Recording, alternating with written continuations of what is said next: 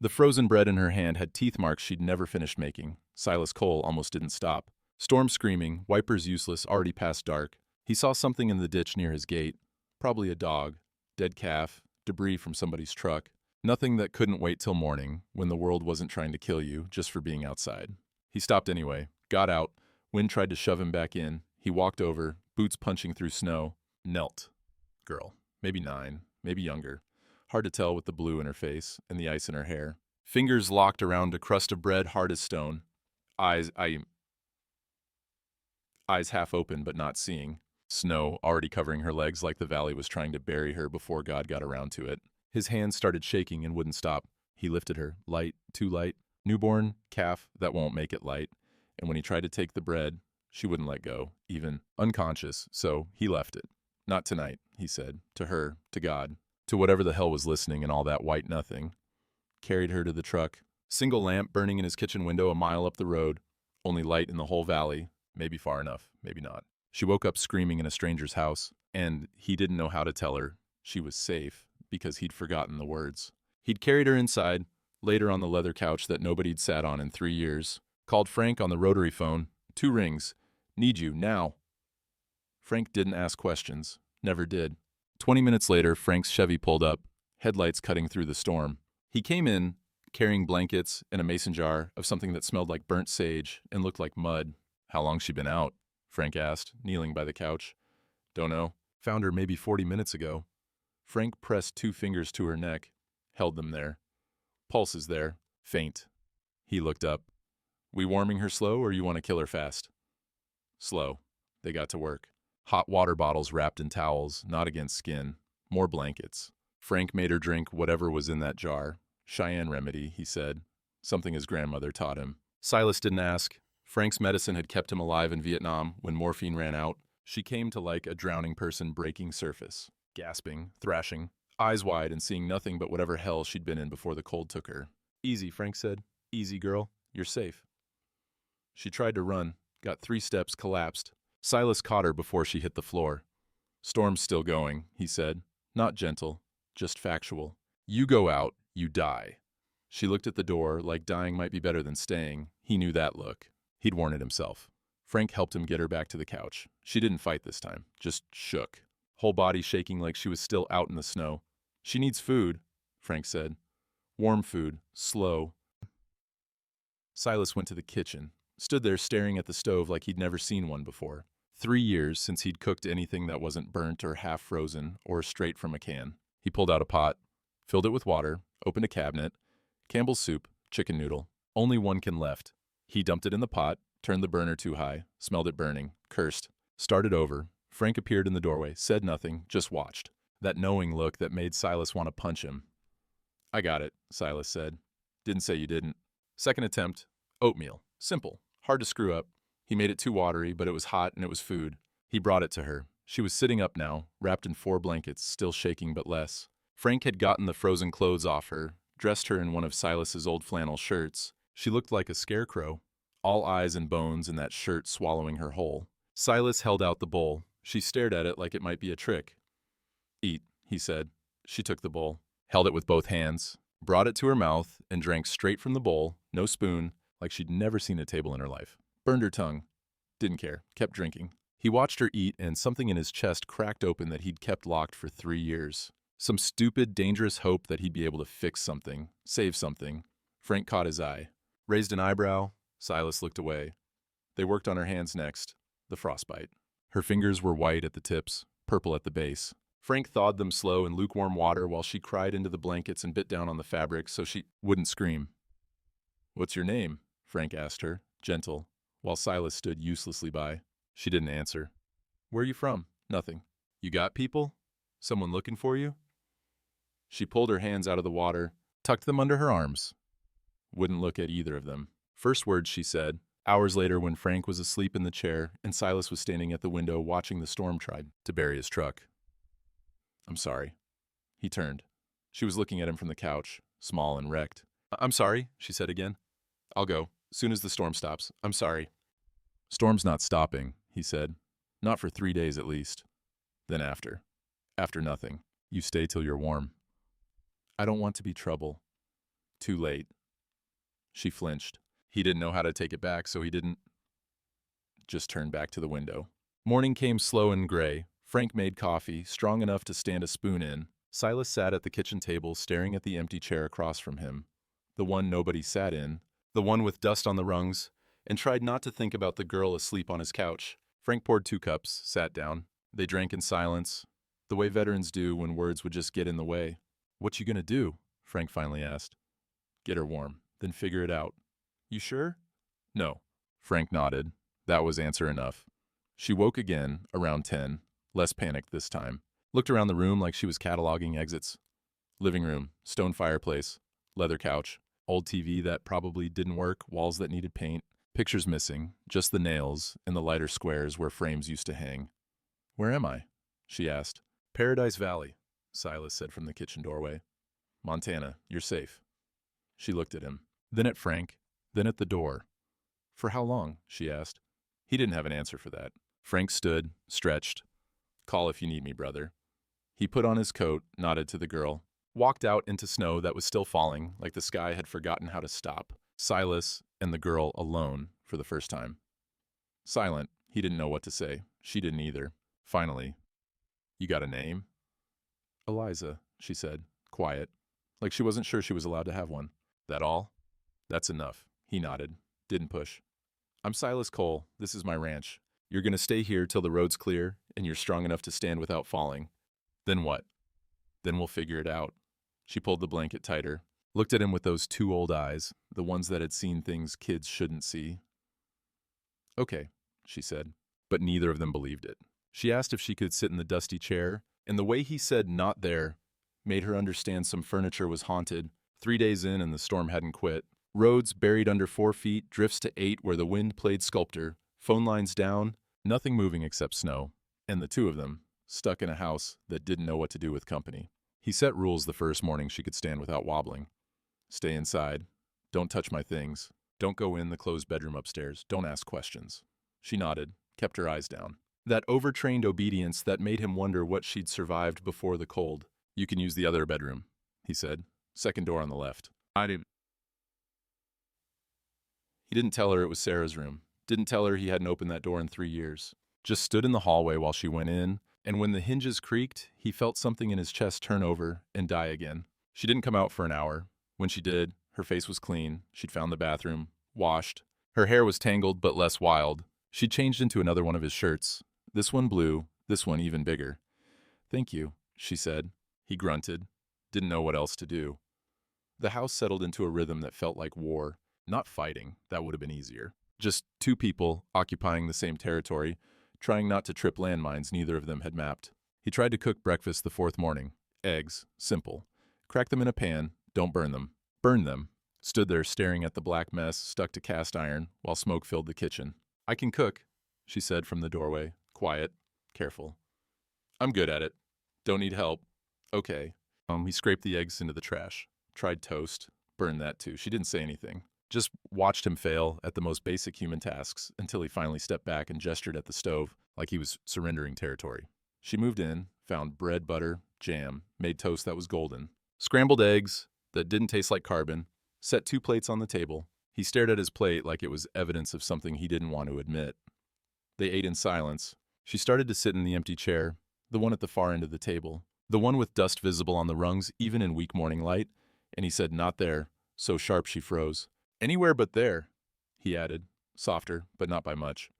She moved to a different chair, sat down, careful, like the furniture might bite, didn't ask why, followed the rule. He was grateful and hated himself for it. Days blurred together after that. Snow, stove, meals, blains. The storm didn't break so much as pause, catch its breath, come back harder. She learned the house the way a prisoner learns a cell. Every room except the one upstairs with the closed door. Every corner except the places he didn't want her. Found the record player in the living room on day 6. Old console model, 1960s, wood cabinet scratched to hell, stack of records beside it. "Can I?" she asked. He was fixing fence posts in the mudroom, working inside because outside would kill you. Looked up, shrugged. "Knock yourself out?" She put on Hank Williams. "I'm so lonesome I could cry." Music filled the house for the first time since Sarah died. Since before that, probably. Since his wife left and took the sound with her. He stood there in the mudroom with a fence post in one hand and needle-nose pliers in the other, listening to Hank Williams tell him about a whippoorwill too blue to fly, and felt his shoulders drop from where they'd been living somewhere up near his ears for 3 years. Didn't look at her, didn't want her to see whatever was happening to his face. Just kept working. Willie Nelson next, Blue Eyes Crying in the Rain, then Patsy Cline. Crazy.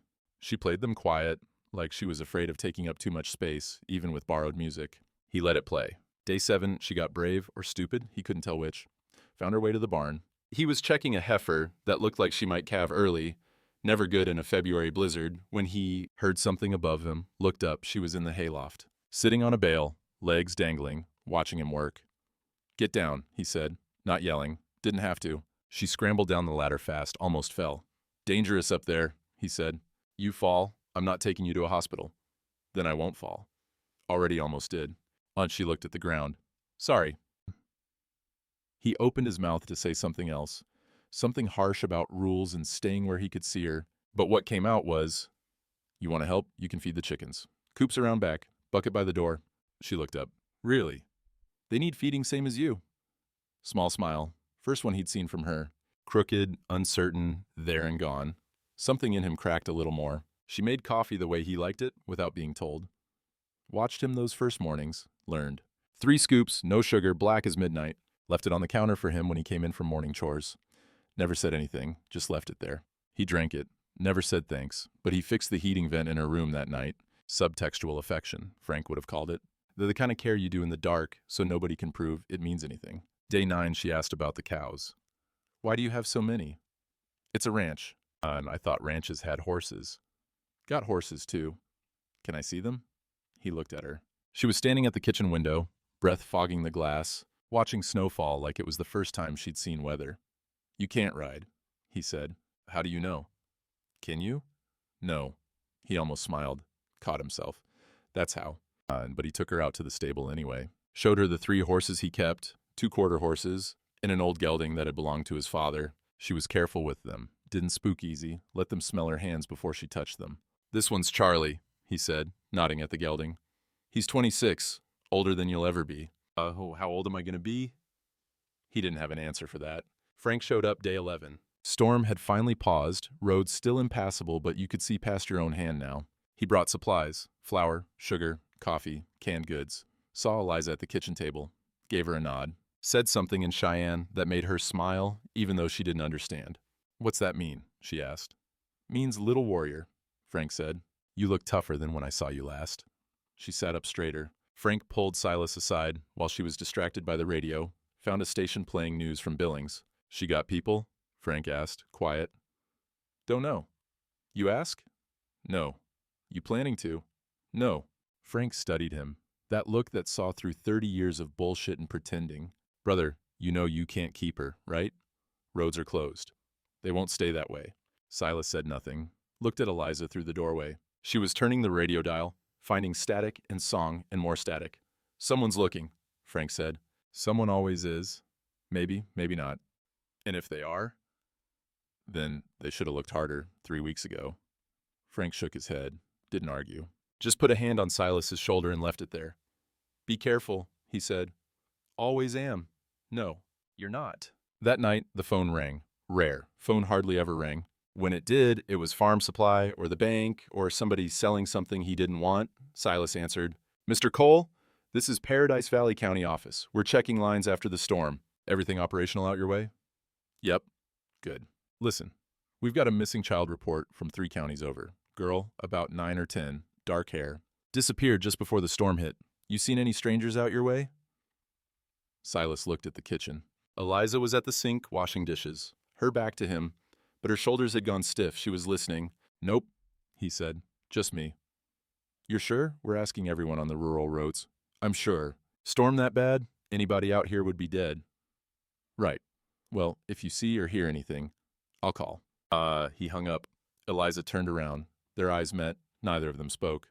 She went back to the dishes. He went back to the living room, sat in his chair, stared at the wall. He'd just lied to the county. For a kid he didn't know, who'd been in his house less than 2 weeks.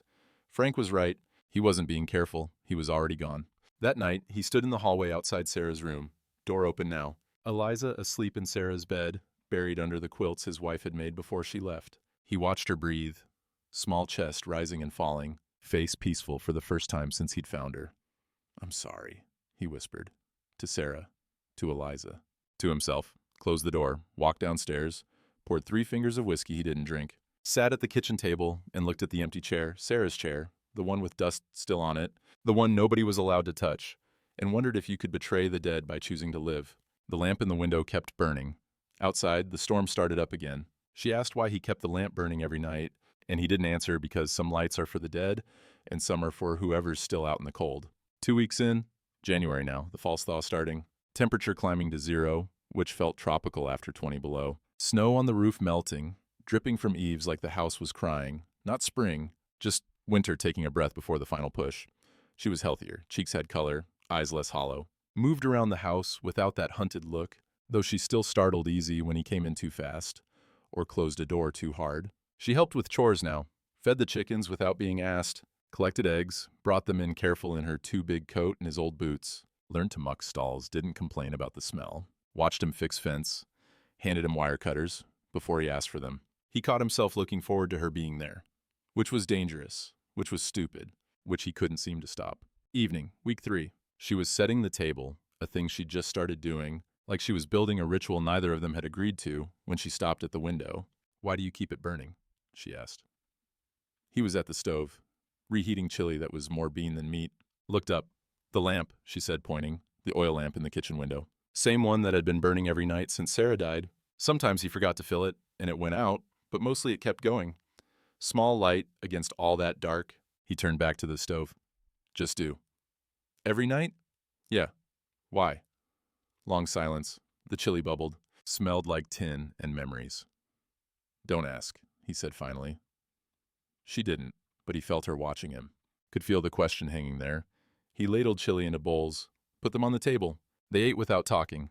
The lamp burned between them in the night outside. After dinner, she washed dishes. He dried, which was new, domestic as hell. Made him uncomfortable, but he kept doing it anyway. She handed him a plate. Their hands touched. Both pulled back too fast. "Sorry," she said. "Don't be." Outside the window, he saw his reflection. Saw hers beside it, 2 ghosts in glass. He walked out, grabbed his coat, went into the yard. Stood there, in snow up to his knees, looking at the barn, the mountains beyond, the sky that was finally clear enough to see stars. She didn't follow. Smart kid, learning his weather patterns. He stayed out there until the cold bit through his coat and his hands went numb. When he came back in, she was on the couch with a book from Sarah's room. Didn't look at him. Just kept reading. The lamp was still burning. Next morning, he decided to try baking bread. Don't know why. Stupid idea. He hadn't baked bread in... Hell, had he ever baked bread? Maybe once. Maybe never. His wife used to. Sarah liked it fresh with butter and honey. He could still see her sitting at the table. 6 years old, honey on her chin, laughing at something he couldn't remember anymore. Found flour in the pantry, yeast that was probably dead, sugar, salt. Looked at a recipe card in his wife's handwriting that he should have thrown away years ago. Started mixing. Eliza appeared in the doorway, watched him work. "What are you doing?" "Baking." You know how?" "No." "Want help?" "I got it." The dough wouldn't rise, too cold maybe. Or the yeast was dead, like he thought. He waited anyway. Put it in the oven. Set the timer. He didn't actually set because he forgot. Smelled it burning 20 minutes later. Opened the oven to smoke and a black brick that used to be bread. God damn it. He grabbed it, barehanded, stupid, burned his palm, dropped it on the counter, stared at it like it had personally betrayed him. Eliza came over, looked at the bread, looked at him. "It's okay," she said. "It's burnt." "Yeah." He picked it up, threw it in the trash, stormed outside. Heard the screen door open behind him a minute later. She came out, stood on the porch. "I'm sorry," she said. "For what?" "I don't know. You're mad." "I'm not mad at you." Then what?" He didn't answer. Couldn't. Because the answer was, "I'm mad that I can't do one simple thing. I'm mad that my daughter's been dead for 3 years and I still can't make the bread she liked. I'm mad that you're here and I'm trying to be something I'm not." "Go inside," he said. "Cold out." And she went. Found her an hour later. She'd pulled the bread out of the trash, broken off a piece, was eating it. "What the hell are you doing?" She jumped, swallowed. "It's good. It's charcoal. It's fine. Just a little burnt." She took another bite, made a face. It clearly tasted like shit, but kept chewing. He stood there watching her eat his failure like it was a gift. "Kid, that's not food. That's a fire hazard." "I've had worse," she said.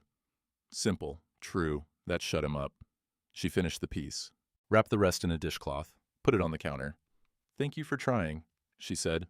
Then she walked past him, went upstairs, closed the door to Sarah's room. He stood in the kitchen alone, looking at burnt bread wrapped in cloth like it was treasure. Something in his chest broke open wider. That night they sat by the wood stove. She'd found a blanket, wrapped herself in it. He was in his chair, the one that faced the window so he could see weather coming.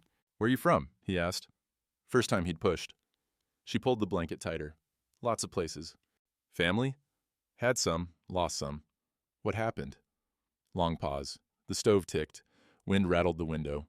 "People leave," she said finally. "Or they make you leave. Same thing." He understood that, nodded. She looked at him. "You live here alone?" "Now I do." "You have family?" "Had some, lost some." She caught his words coming back at him, almost smiled, didn't quite make it. "The room I'm in," she said. "The girl's room. Was it hers?" He went still. "Yeah." "What was her name?" "Sarah." "Where is she?" "Gone." "Coming back?" "No." The weight of that word sat between them. No. Final. The kind of gone that doesn't reverse. "I'm sorry I'm there," Eliza said. "In her room." "Don't be. I can sleep somewhere else." "Room's empty. Been empty. Better if someone uses it." "You sure?" He wasn't, but stay anyway. Week 4, he showed her how to fix fence. Simple repair work, twist wire, pull tight. She was eager, clumsy, tried too hard. He was patient in a way that surprised them both. Frank drove by on the access road, saw them working together, didn't stop, just lifted 2 fingers off the steering wheel. Acknowledgement, and kept going. Knew better than to interrupt. A calf was born that afternoon, winter calf, dangerous. The heifer was young, first time, didn't know what to do. He had to pull it. Bloody work, hard work. Eliza helped without being asked. Held the flashlight, brought towels, didn't flinch when he went elbow deep. Calf came out not breathing. He cleared its mouth, rubbed it hard with a towel. Nothing. Rubbed harder. "Come on," he muttered. "Come on, damn you." The calf gasped, shuddered, breathed. Eliza laughed. Pure sound. No weight in it. First time he'd heard her laugh. He almost smiled, caught himself, but almost. "We did it," she said. "Yeah." "He's gonna make it?" "Maybe, if he's strong." She knelt down, touched the calf's wet head. "He's strong, I can tell." He didn't argue. 3 days later he had to go to town. Out of coffee, out of basics, couldn't put it off. He stood in the kitchen, truck keys in hand, debating. "I'm coming with you," she said, not asking. "Might be better if I'm coming." He looked at her, saw something in her face he hadn't seen before. Not fear, the opposite. Defiance, a kid drawing a line. "All right, get your coat." He gave her his old gear, oversized, but warmer than what she'd come in. Told her in the truck, "Don't talk. Don't answer questions. Stay close." She nodded. Tumbleweed Diner was the only place open. He pulled in. They went inside. Everyone stopped, turned, stared. Betty Marsh behind the counter, dish towel in hand. Couple ranchers at the window booth. Old widow in the corner. All eyes on them. "Well now," Betty said. Slow, sweet, dangerous. "Who's this?" "Nobody's business," Silas said. "She got a name?" Eliza looked up at him. He nodded. "Eliza," she said, quiet. "Where's she from?" "That'll be all, Betty. 2 coffees, 1 hot chocolate." They sat. Everyone still watching, whispers starting. Then Margaret Hollis walked in, saw them, stopped. Her face did something complicated. Surprise, suspicion, professional concern, all at once. She walked over. "Mr. Cole?" "Mrs. Hollis." "Who's your friend?" "Family business. I'm county social services. If there's a child in need." "She's not in need. She's fine." Margaret looked at Eliza, assessing, making mental notes. "I'll need to verify that." Silas stood, dropped a 10 on the table. "Come on," he said to Eliza. They left. Food unordered. Coffee never came. In the truck, driving home. "Who is that?" Eliza asked. "Nobody. She scared me." "Don't worry about her." "Will she take me away?" His hands tightened on the wheel. Long pause. "No." "Oh, promise?" He couldn't promise. They both knew it. "Not if I can help it." She was quiet the rest of the way home. So was he. The lamp was burning when they pulled up, same as every night, small light against the dark. She looked at it, looked at him. Didn't ask again why he kept it lit. Maybe she was starting to understand. She cleaned the chair she wasn't supposed to touch, and when he found her sitting in it crying, something in him broke that couldn't be fixed with "sorry." Morning, late January.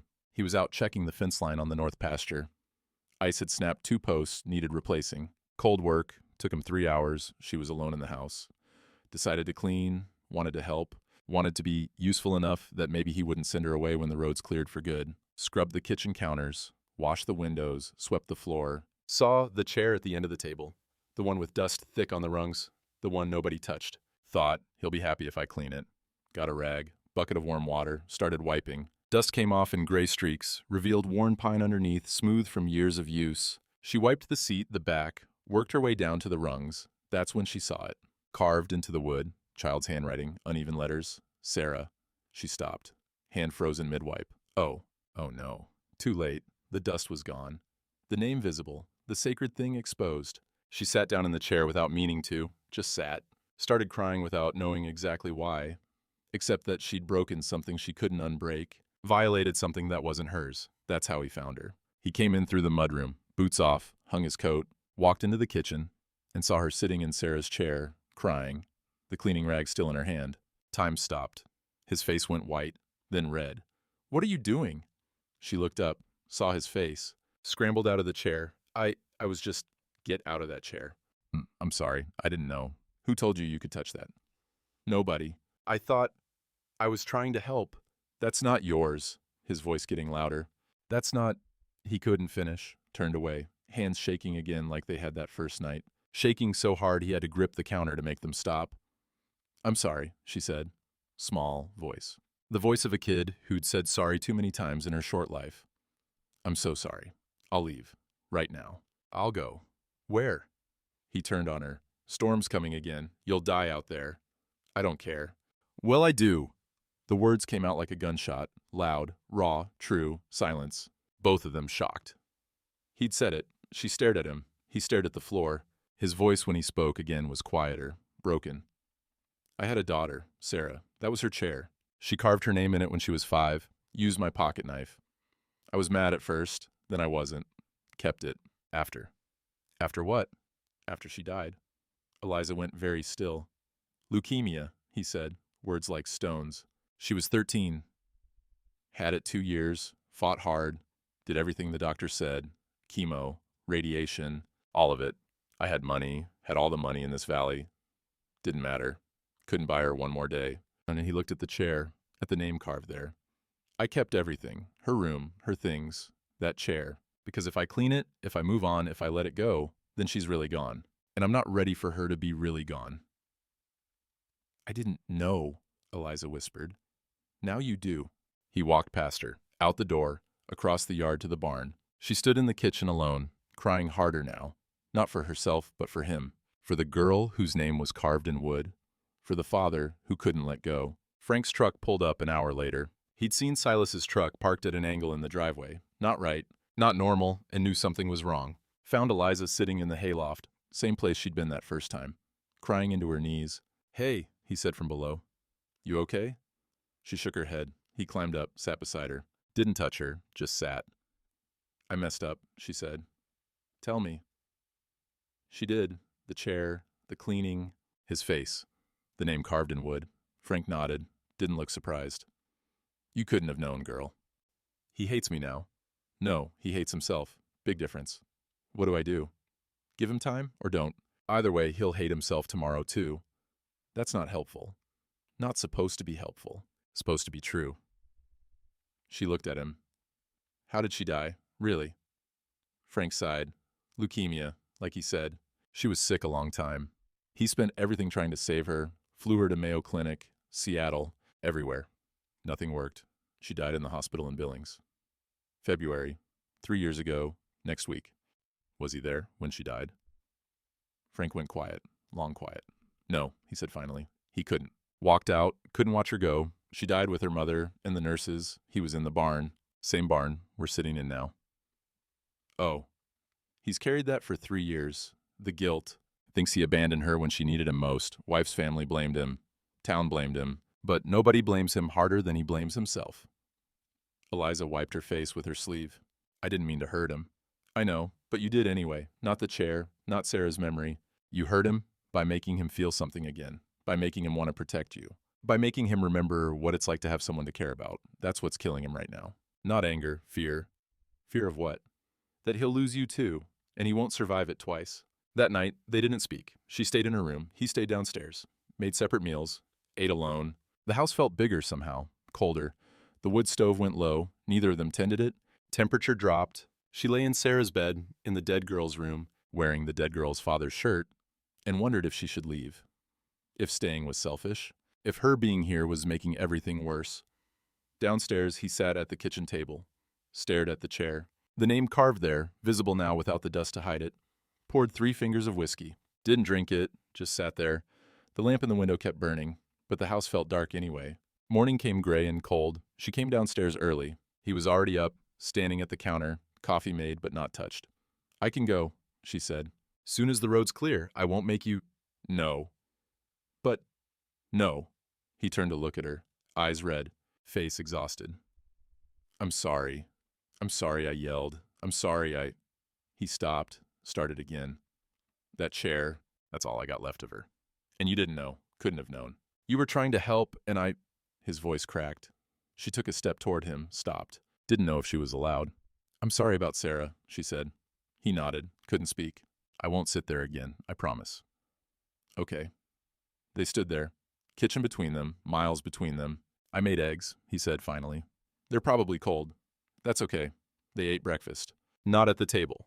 At the counter, standing, like the table was contaminated now. But they ate together. And that was something. The chair stayed empty. The name stayed visible. And outside, the storm Frank had predicted started to move in. Margaret Hollis showed up with a court order and a county sheriff, and Eliza learned that sometimes the law protects you, and sometimes it just takes you away. 3 days after the chair incident, February now, the final deep freeze, settling in like the valley, was trying to finish what it started back in December. He was in the barn, fixing a stall gate that had come loose, heard vehicles before he saw them. 2 engines, not one, never good. He walked out, Margaret's beige Buick, Sheriff's brown SUV behind it. His chest tightened. Margaret got out first. County Sheriff behind her, Tom Briggs, good man usually, looked uncomfortable now. "Mr. Cole," Margaret said, professional, cold, carrying a leather folder. "Mrs. Hollis, we need to speak with you. May we come inside?" "No." "Mr. Cole, you got business? We can do it here." She opened the folder, pulled out papers. "I have a court order for temporary emergency custody. The child currently residing in your home cannot remain in an unsupervised environment with a single adult male who has no legal guardianship or familial relationship. She's supervised by me." That's the problem." The front door opened. Eliza standing there. She'd heard the vehicles too. Knew what they meant before anyone said a word. Kids like her always knew. "No," she said, quiet at first. Then louder. "No." Margaret walked toward the porch. "Hello, sweetheart. My name is Margaret. I'm here to help you." "I don't need help." "That's not for you to decide, honey." "I'm not your honey." Margaret's smile tightened. She looked at the papers in her hand. "According to our records, you're a missing child from Cascade County. Your foster placement reported you as a runaway approximately 6 weeks ago. Cole failed to report your presence here, which constitutes harboring." "I wasn't running away," Eliza said. "I was running too." "Nevertheless, she's safe here," Silas said, stepped between Margaret and the porch. "She's warm, fed, healthy. Look at her. She's fine. I'm sure you believe that, but the law is clear. Temporary emergency custody pending investigation." She nodded to Sheriff Briggs. "Tom," Silas said, looking at the sheriff, veteran to veteran. "Don't." "Sorry, Cole." Briggs looked it. "Nothing personal. It's the order. It's bullshit. Maybe, but it's legal bullshit." Margaret walked past Silas, up the porch steps, reached for Eliza's arm. Eliza jerked back. "Don't touch me." Honey, I know this is scary." "I'm not going." Silas moved toward the porch. Briggs stepped in his way. Hand on his holster. Not threatening, just ready. "Cole, don't make this harder." "She wants to stay." "It doesn't matter what she wants. Matters what's legal." Margaret had Eliza by the wrist now. Firm, but not rough. Professional restraint. "Come on, sweetheart, we'll get you somewhere safe." "I am safe." Eliza was crying now, fighting. Not hard, she knew better than to really fight adults, but resisting, feet dragging. Silas, don't let her." He started forward. Briggs put a hand on his chest. "Cole, don't." "She's scared." "I know. She doesn't understand." "I know that too." But if you touch that woman or interfere with this order, I gotta arrest you. And then you got no chance of getting her back. You understand? Silas looked at Eliza. She was looking at him, terrified, betrayed. Go with her, he said, words like broken glass in his throat. No. Eliza, go, I'll fix this, I promise. You promised before, her voice breaking. In the truck. You said not if you could help it. That knife went straight through him. Margaret was pulling her toward the Buick now, Eliza fighting harder. Please, please, I'll be good. I'll be better. I won't touch anything. I'm sorry about the chair. Please. This isn't about being good, Margaret said. Patient, practiced. She'd done this before. This is about your safety. I'm safe with him. We'll determine that through proper channels. They reached the car. Margaret opened the back door. Eliza grabbed the doorframe, wouldn't let go. Sir, Margaret said to Briggs, some assistance?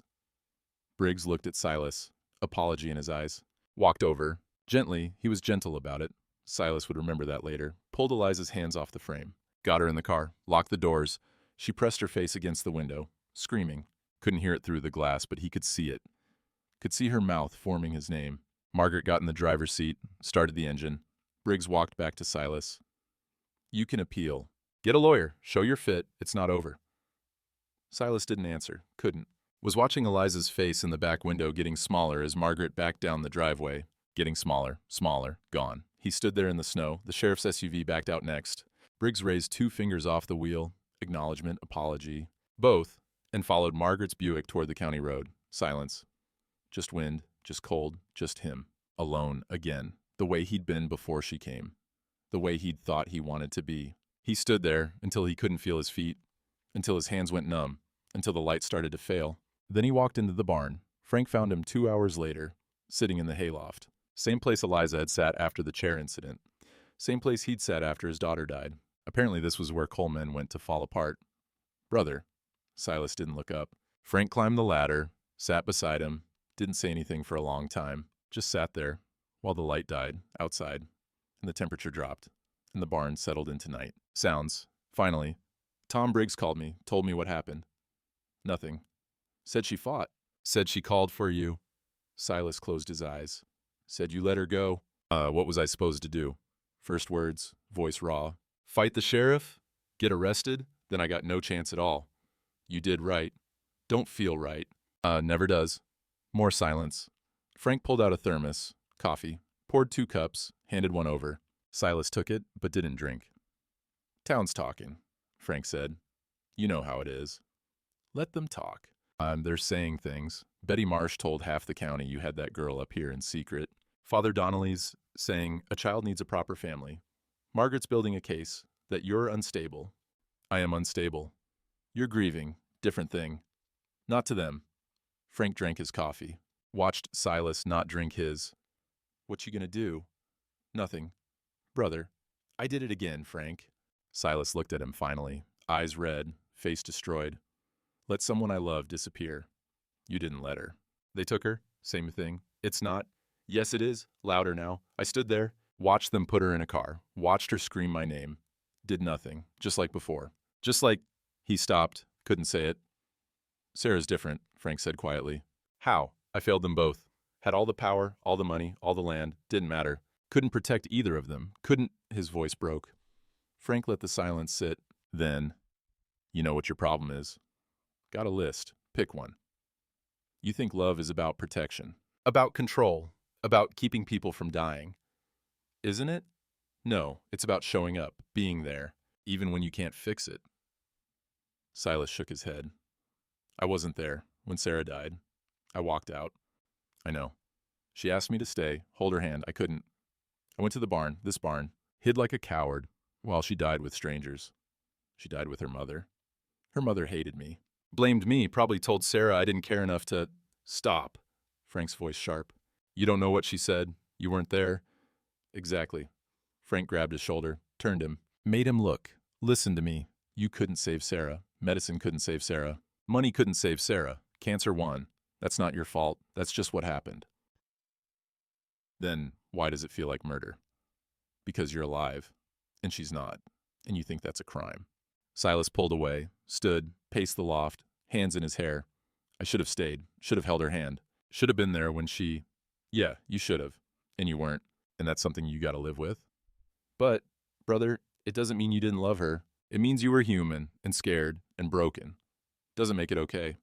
Nothing makes it okay. But punishing yourself for 3 years doesn't bring her back. And losing Eliza because you're too guilty to fight doesn't honor Sarah's memory. It just wastes the life you got left. Silas stopped pacing, leaned against a post, slid down to sitting. I loved her, he whispered. Sarah, loved her more than anything. And I wasn't there when she needed me most. I know. And now Eliza, I love her too. Different, but I do. And I wasn't there for her either. Let them take her. You didn't let them. They had the law. And what do I have? Frank knelt in front of him. You have tomorrow. You have a phone. You have a choice. You can die out here in the snow, feeling sorry for yourself. Or you can live long enough to bring her home. What if I lose? What if you don't fight? Silas looked at him. I'm so tired, Frank. I know. I don't know if I can do it again. Care about someone. Risk it. Then don't. Crawl in a bottle. Or a bullet. Plenty of men do. But don't pretend that's strength. That's just cowardice with better lighting. Harsh. True. Silas sat there, breathing, thinking, breaking. The dead don't need your guilt, Frank said finally. They're past that. The living need your love. Eliza's not dead. She's in a foster home in Billings. She's alive. You can still fight for her. She won't forgive me? Maybe not. But you'll never know if you don't try. Long silence. Wind outside. Snow starting again. What do I do? Silas asked. Small voice. Lost voice. You call a lawyer. You clean up. You show them you're fit. You prove that girl's better off with you than anywhere else. And if they say no, you appeal. And if they say no again, you keep fighting until they run out of ways to say no. And if I lose anyway? Frank stood, held out a hand. Then at least she'll know you tried. That's more than you gave Sarah. That hit like a fist. Silas took the hand, let Frank pull him up. They climbed down from the loft, walked to the house. Frank made food Silas didn't eat, made more coffee, sat with him through the night while the storm buried the valley again. At dawn, Silas called the lawyer, said the words that cost him everything to say. I need help. The lawyer said he'd come by that afternoon. Frank stayed, made breakfast, forced Silas to shower, shave, look human. You're gonna fight? Frank asked. Yeah. Good. About damn time. They sat at the kitchen table, 2 chairs occupied. One empty, Sarah's chair, with her name visible now, dust gone. One more empty, the one Eliza had sat in, her absence louder than any presence. The lamp in the window still burned. Outside, the storm howled. Inside, something in Silas Cole finally cracked open enough to let light back in. Not hope, not yet, but the possibility of hope, which was more than he'd had in 3 years. He'd been alone for 3 years before she came, but this alone was different. This alone had a name and an empty bed and boots by the door nobody would ever wear. 1 week, 7 days, felt like 7 years. He went through the motions, fed the cattle, fixed what broke, cooked meals he didn't eat. The house was too big, too quiet. Every room had her ghost in it now. Coffee pot she'd filled, record player she'd played, chair she'd cleaned, lamp she'd asked about. Everything was evidence of what he'd lost. The pipes froze on day 3. Burst in the upstairs bathroom, water everywhere. He fixed it, but didn't care. Let the damage sit. A calf died on day 5, born weak, couldn't make it. He buried it in snow and thought, that's 3 now. Sarah, the calf. Eliza might as well be dead, for all he could reach her. Everything falling apart. He stopped shaving, stopped sleeping, sat in his chair at night, staring at nothing. Frank came every day, brought food, brought news. Lawyer says you got a case, decent guy. Mitchell Hayes says you're a landowner, stable income, no criminal record. Character witnesses'll help. Silas nodded, didn't speak. Court dates in 2 weeks. He needs you to clean up, fix the house, show you're fit. Another nod. You listening? Yeah. You gonna do it? Don't know. Frank sat down. What don't you know? If I can, if I should. Maybe they're right. Maybe she's better off with... Don't. Frank's voice hard. Don't do that. Don't quit on her because you're scared. I'm not scared. My brother, you're terrified. And that's fine, but don't dress it up as noble sacrifice. You want to give up, but don't tell yourself it's for her. Silas looked at him. What if I fail her, like I failed Sarah? Then you fail, but at least you tried. Frank left after that. Silas stayed in the chair. Town was talking. He knew it without going there. Betty spreading rumors. Father Donnelly shaking his head. Margaret building her case with interviews and home visits to other ranchers. Have you ever seen Mr. Cole with children? Well, no. But Have you ever seen him at church, community events, school functions? Come to think of it, no. Would you describe him as stable? Silence. Damning silence. Nobody spoke for him. Nobody except Frank. And Frank was native, which meant his word carried less weight in a county that pretended it wasn't racist, but voted like it was. Silas knew how this would go. Knew the deck was stacked. Still had to play the hand. Night of day 7, he couldn't sleep, couldn't sit still, walked outside. Snow had stopped, but the cold was vicious. Clear sky, stars like ice chips. He walked to Sarah's grave. Small plot on the property, 100 yards from the house. Simple stone marker, her name, her dates, nothing else. He knelt in the snow. I know you're gone, he said out loud, voice rough from not using it. I know I can't change that. I know I failed you. Wind moved through the pines, nothing else. I walked out when you needed me. That night, you asked me to stay, hold your hand. I couldn't. Couldn't watch you die. Went to the barn and hid like a coward while you... He stopped, breathed. Your mother never forgave me. Her family never forgave me. I never forgave me. Stars didn't answer. Grave didn't open. God, if he was up there, wasn't saying shit. But here's the thing. He looked at the stone. Her name carved there permanent. There's another girl now. Eliza. She's not you. Doesn't replace you. Never could. But she's alive. And she needs me. And if I don't fight for her, then I'm still that same coward who walked out on you. The wind picked up, cold bit deeper. So I'm asking you, Sarah, if you can hear me, if there's anything after all this, I'm asking your permission, not to forget you. Never that, but to save her, to try, even if I fail, even if I make it worse. Tell me if that's okay? He waited, silence, just wind and cold and stars. Then, a sound, bird call, high and clear. He looked up, meadowlark, sitting on the fence post 20 feet away, looking at him. Impossible. Meadowlarks migrated. Weren't here in February. Too cold. Wrong season. But there it was. It sang once more, then flew off into the dark. Sign or coincidence, he didn't know. Didn't matter. He chose to believe. Thank you, baby girl. He stood, brushed snow off the marker, touched her name with cold fingers, walked back to the house. The lamp in the window was burning, same as every night. Had been burning for 3 years. He stopped, looked at it, realized something. The lamp wasn't for Sarah. Never had been. Sarah was dead. Dead didn't need light. The lamp was for him, for whoever was still out in the cold. Still lost, still trying to find their way home. It was for Eliza now, and she needed him to fight. Inside, he picked up the phone, called the lawyer. Hayes? It's Silas Cole. Mr. Cole? You ready to work? What do I gotta do? Prove you're stable, show the house is safe, get character witnesses, demonstrate you can provide a suitable environment for a child. How? Hayes listed it. Clean the house, fix what's broken, get Frank to testify, maybe find others. Show up to court, clean, sober, respectful. Let them see he was trying. Can you do that? Hayes asked. Yeah. You sure? Because if you show up like you are right now, and I'm guessing you look like hell, we lose. They'll say you're unstable, negligent, unfit. You gotta show them different. I will. Cole, I'm gonna be straight with you. This is an uphill fight. Single man, no family support, isolated property, child with no relation to you. The system doesn't want this. We're fighting against policy, precedent, and prejudice. Your only shot is to be so obviously fit that they can't say no. Then that's what I'll be. Good. I'll see you in 3 days. We'll prep. Silas hung up, looked around the house, saw it through a judge's eyes, through Margaret's eyes. Mess. Damage. Evidence of a man barely holding on. He rolled up his sleeves, started cleaning, fixed the burst pipe, patched the wall, scrubbed the kitchen, washed the windows, cleaned the bathroom, made the house look like a home instead of a mausoleum. By dawn, he was exhausted. But the house was better. He showered, shaved for the first time in a week, put on clean clothes. Frank arrived at 8 with coffee, stopped in the doorway, looked around. Well now, he said. Look at you, living. Working on it. You ready for this? No, doing it anyway. Frank smiled. That's all courage is, brother. Scared and doing it anyway. They sat at the table, made plans. Frank would testify. Would talk about Vietnam, about Silas saving his life, about the kind of man he was when it mattered. What about others? Frank asked. Church, neighbors. Won't help. They think I'm guilty already. Then we work with what we got. You, me, and the truth.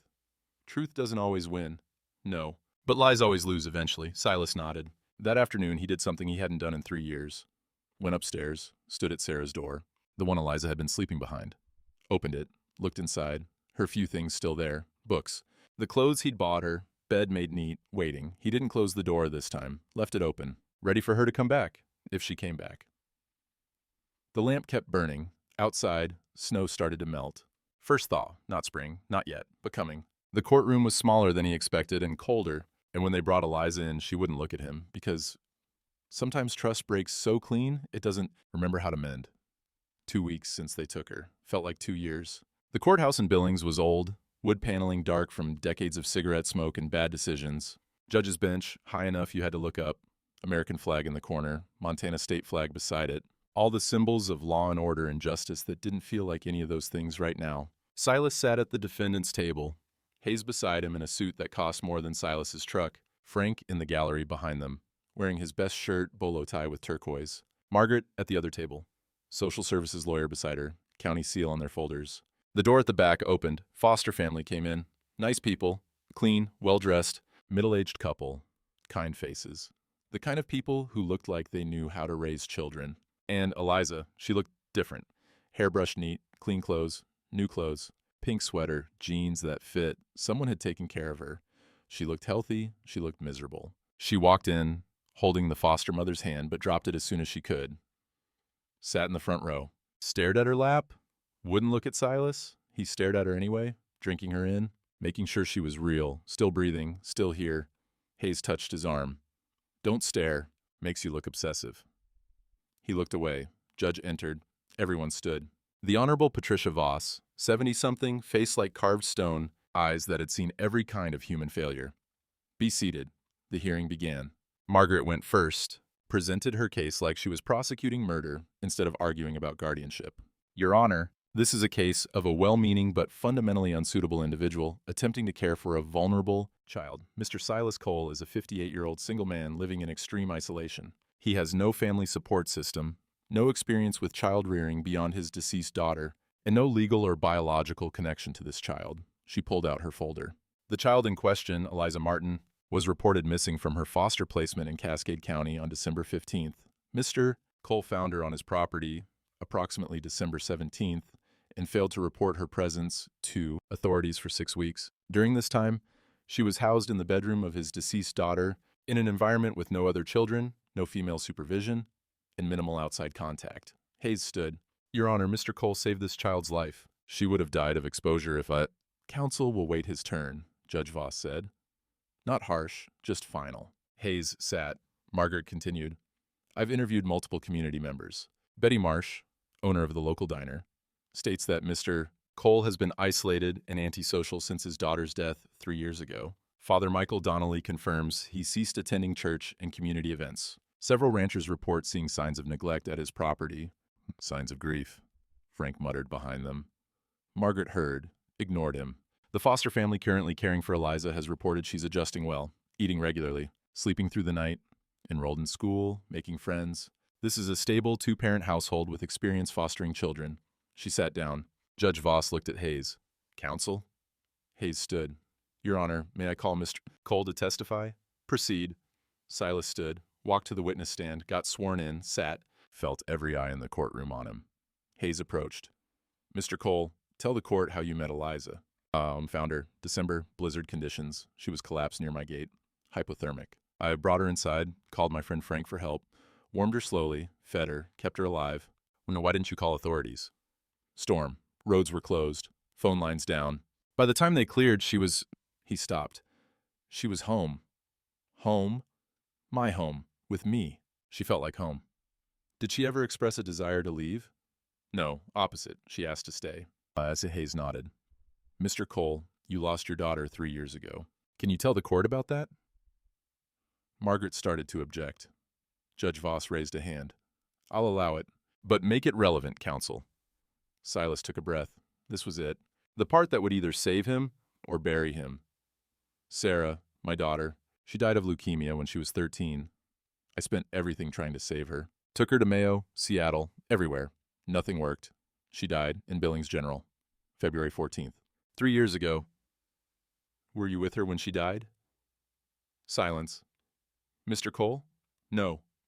Voice barely there. No, I wasn't. Why not? Because I was a coward. Louder now. Clear. She asked me to stay. Hold her hand. I couldn't watch her die. Walked out, went to the barn. She died with her mother and the nurses. I wasn't there. The courtroom went quiet. I've carried that for 3 years. The guilt, the shame. Thought I'd killed her by not being there. Thought I didn't deserve to. He stopped. To live, to care about anything, to try again. And then Eliza arrived. Yeah. What did she mean to you? Silas looked at Eliza. She was looking at him now, eyes wet. Second chance, he said. Not to replace Sarah. Can't do that. But to be there. To show up. To not walk away when it matters. Hayes let that sit. Then, Mr. Cole, why do you want custody? Because she's mine. Legally, she's not. Don't care about legally? She's mine because I chose her and she chose me. Because I was dying and she made me live. Because she was dying and I kept her alive. That's family. Not blood, not law, choice. Margaret stood. Your Honor, this is exactly the problem. Miss Cole has formed an unhealthy attachment. Let him finish, Judge Voss said. Silas continued. I'm not a good man. Ask anybody in Paradise Valley. They'll tell you I'm cold, mean, isolated. And they're right. But I'm trying to be better. And maybe that's not enough. Maybe she deserves better than me. But I'm here. I'm asking. Not demanding. Asking. Please. His voice cracked. Let me try. If I fail, take her back. But let me try. Because losing her, he looked at her again, would kill me, and I've been dead long enough. And Margaret cross-examined. Mr. Cole, you're 58. How many more years do you realistically have to raise a child? Don't know. Nobody does. You live 12 miles from town. No neighbors. If something happened, got a phone, got Frank, got resources. You're a single man. This is a young girl approaching adolescence. Are you equipped to handle female-specific issues? No, but I'll learn. Or find someone who can help. Have you ever raised a daughter past age 13? That one landed. He went quiet. Mr. Cole? No. Sarah died before he stopped, but I raised her till then. Did okay. Did you? Margaret's voice sharp now. Because you just testified you abandoned her in her final moments. Hayes stood. Your Honor, that's unnecessarily cruel. Sustained. Mrs. Hollis, the witness has already acknowledged his failings. Move on. Margaret sat. No further questions. Judge Voss looked at Hayes. Other witnesses? Yes, Your Honor. Frank Redcloud. Frank stood, walked to the stand, got sworn in. Hayes. Mr. Redcloud, how long have you known Silas Cole? 40 years. Since Vietnam. I pulled him out of a burning helicopter. He pulled me out after. Been brothers since. Oh, what kind of man is he? The kind who shows up, the kind who keeps his word, the kind who'd rather die than let someone down again. What do you mean again? He told you about Sarah, about walking out. That's been eating him alive for 3 years. Most men would drink themselves to death or eat a bullet. Silas just froze, went cold, stopped living. Then this girl showed up and he came back. That's what she did for him, brought him back. And what did he do for her? Kept her alive, fed her, protected her, gave her a home. Not fancy, not perfect, but real. That girl needed someone to choose her. He did. That matters. Margaret stood. Mr. Redcloud, you're Mr. Cole's only friend, correct? So? So you're biased. I'm honest, different thing. You want him to have custody because you're worried about him, not because it's best for the child. And I want him to have custody because they belong together. She saved him. He saved her. You break that. You kill something that's trying to grow. Margaret sat. Judge Voss. Does the child wish to speak? Foster mother looked at Eliza, whispered something. Eliza nodded, stood. Approach, Judge Voss said. Eliza walked to the stand. Small, young, terrified. Got sworn in. Sat in a chair too big for her. Judge Voss softened slightly. Eliza, I need to ask you some questions. You can answer honestly. No one will be angry. Okay. How do you like your foster home? It's nice. Do they treat you well? Yes, ma'am. You're going to school? Yes, ma'am. Do you have friends there? Some. Do you feel safe? Pause. Yes. Judge Voss leaned forward. Eliza, would you like to stay with your foster family? Long silence. Eliza looked at the foster parents. Nice people. Good people. They smiled at her encouragingly. Then she looked at Silas. No, she said. Quiet but clear. No, ma'am. Why not? Because they're nice, but they're not home. And Mr. Cole's ranch is home? Yes. Why? Eliza's voice got stronger. Because he saved me. Not just from the snow, from feeling like I don't matter. He taught me how to fix fences and birth calves and make coffee too strong. He gave me Sarah's room, her father's room. She stopped. Tears now. That's something you can't just give someone. And when I messed up, when I cleaned her chair and he got mad, he still didn't send me away. He was sad, but he let me stay. And then they took me, and I thought, he didn't fight, but he did. He's here. She looked at him. He's here, and I want to go home. I want to go home with him, Judge Voss. And if I say no, then I'll run away again and keep running until I find somewhere that feels like he does. Silence. Judge Voss sat back, looked at Margaret, looked at Hayes, looked at Silas. Long, heavy silence. I'm going to take a 15-minute recess. Counsel, Chambers, now. They filed out. Silas stayed at his table, Frank beside him. That was good, Frank whispered. She fought for you. Not over yet. No, but it's something. Eliza was still in the front row, looking at him now. He looked back, couldn't smile, couldn't mouth words, couldn't risk it, just held her gaze. 15 minutes felt like forever. Judge returned. Counsel returned. Mr. Cole, stand. He stood. This is highly irregular. You have no legal relationship to this child, no family support, no experience raising a girl past age 13. Every policy guideline says I should deny this petition. His heart sank. However, he looked up. I've been on this bench for 23 years. I've seen policy override common sense more times than I can count. I've seen good people destroyed by rules designed to protect children, but instead traumatize them. What I see here is a child who wants to be with you, and a man who's willing to fight for her despite knowing he might fail. Judge Voss looked at her papers. I'm granting temporary custody for 6 months, subject to monthly social services review. Mrs. Hollis will conduct home visits. Mr. Cole, if at any point I determine this arrangement is harmful to the child's welfare, I will reverse this decision immediately. Do you understand? Yes, Your Honor. This is not a victory. This is a trial period. You are on notice. Understood. Eliza, you may go with Mr. Cole today. Mrs. Hollis will visit your home next week. Eliza stood, looked at the foster parents. Thank you, she said, polite, grateful. You were really nice. Then she ran across the courtroom to Silas. He caught her, stumbled, held on. She wrapped her arms around him, buried her face in his coat. He held her, tight, hands shaking again, but holding anyway. I thought you didn't want me, she whispered. I did. I do. Always did. You promised. In the truck. I know. I'm sorry. I'm so sorry. She pulled back, looked at him. Not tonight.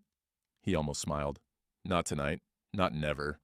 Frank stood beside them, put a hand on Silas's shoulder. They walked out together. Margaret watched them go, said nothing. The foster parents looked sad, but accepting. Judge Voss made a note in her file. Outside, snow was melting. March now, spring trying to arrive. The lamp was burning when they got home, like it had been waiting. And when she asked if she could light it tomorrow, he said yes, because some lights are meant to be passed on. Long drive, Billings to Paradise Valley. Frank led in his Chevy. Silas and Eliza followed in the F-250. She sat in the middle of the bench seat, close enough to touch him, far enough to be her own person. Didn't talk much. Didn't need to. 10 miles out. Can I really stay? Yeah. For how long? Long as you want. What if I want to stay forever? He looked at her, back at the road. Then forever. She was quiet. Then, you mean it? Yeah. Even if I mess up? Even if I break something or make you mad? Even then. Promise? He couldn't promise. Life didn't work that way. But I'll try my hardest. That's all I got. She nodded, leaned against him slightly. He didn't pull away. The ranch appeared. White house, red barn, mountains behind, snow melting everywhere, mud season starting. Ugly and beautiful at once. The lamp in the kitchen window, burning. You left it on, she said. Always do. For me? Yeah. She looked at it, looked at him. And Sarah? Long pause. For both of you. They parked, got out. Frank pulled up beside them, rolled down his window. You good? He asked Silas. Yeah. Call if you need anything. I will. Frank looked at Eliza, said something in Cheyenne. She smiled, even though she didn't understand. What's that mean? She asked. Means welcome home, little warrior. He drove off. They stood in the yard, her small, him tall, both looking at the house. Ready? He asked. Yeah. Inside, the house was warm. Frank had started the wood stove before court, kept it going, coffee on, smell of home. Eliza stood in the kitchen, looked around like she was memorizing it. It's the same, she said. You were only gone 3 weeks. Felt like forever. Yeah. She walked to the table, stopped at the chair, Sarah's chair, the one with the name carved in it, visible now, dust gone, looked at him. He walked over, pulled the chair out, held it for her. She looked up at him, eyes wide. Really? Sit. But Sarah would want you to, his voice thick. She'd want someone to use it, better than leaving it empty. Eliza sat down, careful, reverent. He sat in his chair across from her. 2 chairs occupied, 2 people home. Silence, good silence, the kind that doesn't need filling. I'm sorry I cleaned it, she said. The chair, before. I know. I'm sorry, I yelled. You were sad. Yeah, still am sometimes. That's okay, you're allowed. And he almost smiled. Morning came slow and gold. First real sunlight in weeks, spring light, the kind that promised things. She woke to the smell of bread, real bread, baking bread. Came downstairs, found him in the kitchen, flour on his hands, oven timer ticking. You're baking? Trying. Need help? Nope. Got it this time. Timer went off. He pulled the pan out. Golden brown. Perfect. Actually, perfect. She stared. You did it. Yeah. It's not burned. Nope. He cut 2 thick slices. Butter melting. Set them on plates. They sat at the table. She picked up her slice. Warm in her hands. Nothing like the frozen crust she'd clutched in the snow. Nothing like the burned brick he'd thrown away. This was real. This was right. She took a bite, closed her eyes. It's good. Yeah? Really good. He watched her eat, felt something in his chest, not breaking this time, but settling, like bones knitting, like a fracture finally healing, right? She finished her slice, reached for another. There's more where that came from, he said. She stopped, looked at him, smiled, real smile, full smile, and that did it. That broke him open completely, not in a bad way, in the way things break when they've been frozen too long and finally thaw. You saved me, she said. Quiet. True, he shook his head. No. You did. You said so. Not tonight. You live. I said a lot of things. But here's the truth. He leaned forward, looked at her straight. Some folks get saved. Some do the saving. That night, kid. Pause. The kitchen held its breath. We both did. She nodded. Understood. They sat there, eating warm bread, drinking too strong coffee. Morning light through the window, turning everything gold. Outside, meadowlarks were singing. Snow was melting, grass showing through, first green shoots of spring. The lamp still burned in the window. Would burn every night. Not for the dead now, for the living, for whoever needed to find their way home. That night, she lit it herself. He stood in the doorway, watching. For Sarah? She asked. For both of you, for whoever needs it. Can I light it every night? Yeah, it's yours now. She smiled, touched the glass, warm. He put his hand on her shoulder, left it there. They stood together, looking out at the valley, snow almost gone, mountains visible, stars coming out. You think she's okay? Eliza asked. Sarah, wherever she is. Yeah, I think she's good. But you think she's mad? That I'm here?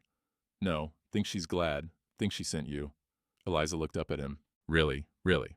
They stayed there until the stars were all out and the lamp was the only light for miles. Then they went to bed. Her in Sarah's room, door open. Him downstairs, not drinking, not hiding, just living. For the first time in 3 years, the lamp kept burning, the valley kept breathing, and somewhere in the dark, a meadowlark sang.